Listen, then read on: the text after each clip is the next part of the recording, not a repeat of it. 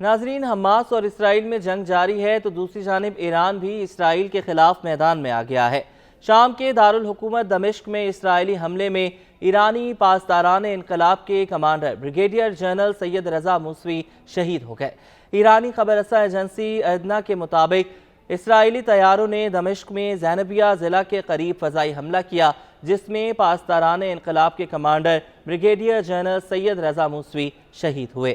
سید رضا موسوی پاسداران انقلاب کے ایک تجربہ کار فوجی مشیر تھے۔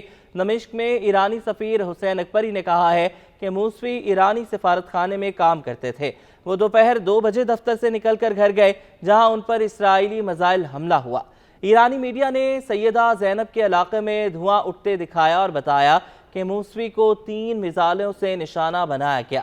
اکبری کے مطابق رضا موسوی کے گھر پر دوپہر 3 بجے میزائل حملہ کیا گیا اور دھماکے کی شدت اس قدر تھی کہ ان کی لاش گھر کے باہر سے برآمد ہوئی۔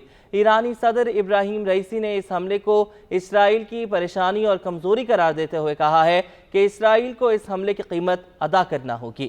خیال رہے کہ رضا موسوی پاسداران انقلاب کے کمانڈر جنرل قاسم سلیمانی کے ساتھیوں میں سے ایک تھے، جنہیں امریکہ نے 2020 کے دوران ایک فضائی حملے میں شہید کیا تھا۔ ایرانی میڈیا کے مطابق بریگیڈیئر جنرل کے رینک پر فائز موسوی شام میں القدس فورس کے تجربہ کار مشیران میں سے ایک تھے، جنہوں نے قاسم سلیمانی کے ساتھ مل کر مزاحمتی کردار ادا کیا تھا۔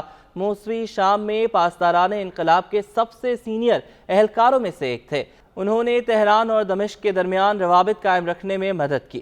رویٹرز کے مطابق سید رضا موسوی شام اور ایران کے درمیان فوجی اتحاد میں رابطے برقرار رکھتے تھے۔ پاسداران انقلاب نے متنبع کیا ہے کہ اسرائیل کو اس جرم کی قیمت چکانا پڑے گی۔ ادھر ایرانی وزارت خارجہ کے ترجمان ناصر کنعانی نے کہا ہے کہ انسداد دہشت گردی کے معاونین میں سے ایک ایرانی جنرل موسوی کو بزدلانہ اقدام کے ذریعے شہید کیا گیا۔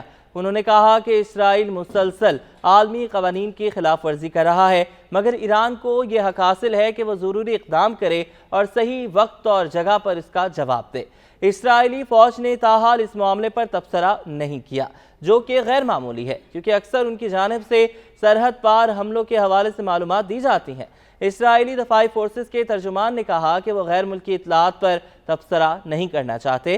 اسرائیلی فوج پر ملکی سلامتی کے مفادات کے دفاع کی ذمہ داری ہے۔ ایرانی سرکاری میڈیا کے مطابق سید رضا موسوی کی شہادت پر تہران میں مذمتی ریلیاں نکالی گئیں، جن میں اسرائیل کے انتقام لینے کا مطالبہ کیا گیا۔ لبنان میں ایران کے حمایت یافتہ عسکری گروہ حزب اللہ نے بھی سید رضا موسوی کی شہادت کی مذمت کی۔ رواں ماہ کے اوائل میں ایران نے اسرائیل پر شام میں پاسداران انقلاب کے 2 اہلکاروں کی شہادت کا الزام لگایا تھا۔ یاد رہے کہ شام میں خانہ جنگی کے ابتدائی مراحل سے وہاں ایرانی سیکیورٹی فورسز موجود ہیں۔ ان کی جانب سے صدر بشار الاسد کی حمایت کی گئی، جبکہ ان کے خلاف ملک میں ایک وسیع پیمانے پر بغاوت جاری تھی۔